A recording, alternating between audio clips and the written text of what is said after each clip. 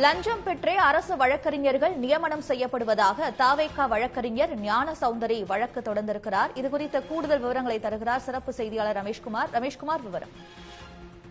விழுப்புரம் மாவட்டம் சாலமேடு பகுதியைச் சேர்ந்தவரும் தமிழக வெற்றி கழகத்தினுடைய வழக்கறிஞர் அணி இணைச் செயலாளருமான எம் ஞானசௌந்தரி என்பவர் தான் இந்த வழக்கை தாக்கல் செஞ்சிருக்காரு.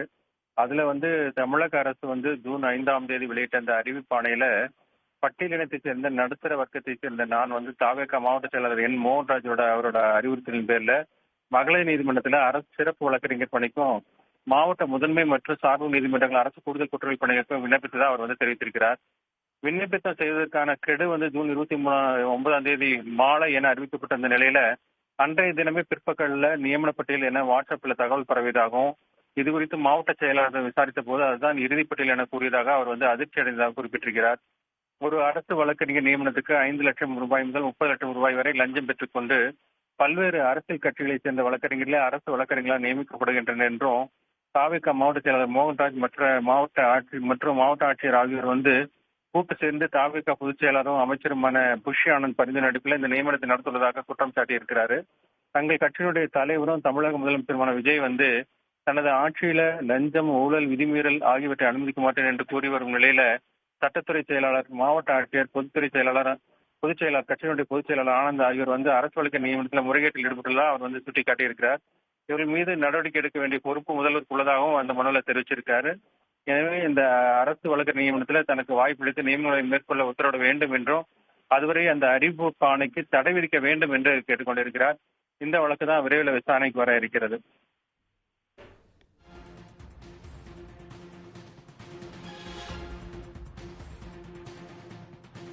விவரங்களுக்கு நன்றி ரமேஷ்குமார்.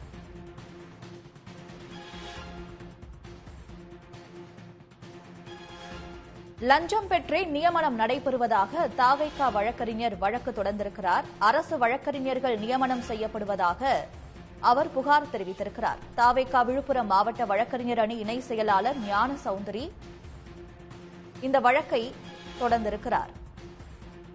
லஞ்சம் பெற்றே அரசு வழக்கறிஞர்கள் நியமிக்கப்படுவதாக தாவேகா வழக்கறிஞர் ஒருவர் வழக்கு தொடர்ந்திருக்கிறார். அண்மை செய்தியாக பார்த்து வருகிறோம். தாவேகா விழுப்புரம் மாவட்ட வழக்கறிஞர் அணி இணை செயலாளர் ஞான சௌந்தரி சென்னை உயர்நீதிமன்றத்தில் வழக்கு தொடர்ந்திருக்கிறார்.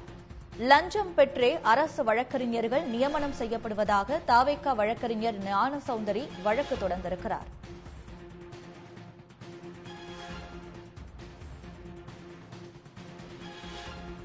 லஞ்சம், ஊழல் ஆகியவற்றிற்கு அப்பால் இருக்கும் அரசு என்று தாவேகா கூறிக்கொள்ளும் நிலையில் வழக்கறிஞர் நியமனத்தில் லஞ்சம் நடைபெறுவதாக அவர் புகார் தெரிவித்திருக்கிறார். 5 லட்சம் முதல் 30 லட்சம் வரை லஞ்சம் பெற்றே அரசு வழக்கறிஞர்களை நியமனம் செய்வதாக அவர் புகார் தெரிவித்திருக்கிறார்.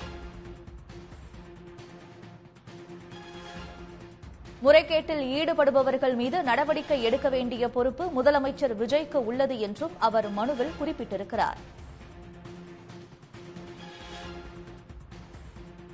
சட்டத்துறை செயலாளர், மாவட்ட ஆட்சியர், அமைச்சர் ஆனந்த் ஆகியோர் வழக்கறிஞர் நியமனத்தில் முறைகேடு செய்திருப்பதாக அவர் மனுவில் குறிப்பிட்டிருக்கிறார். உடனுக்குடன் செய்திகளை தெரிந்து கொள்ள சன் நியூஸ் பெல் ஐகானை கிளிக் பண்ணுங்க.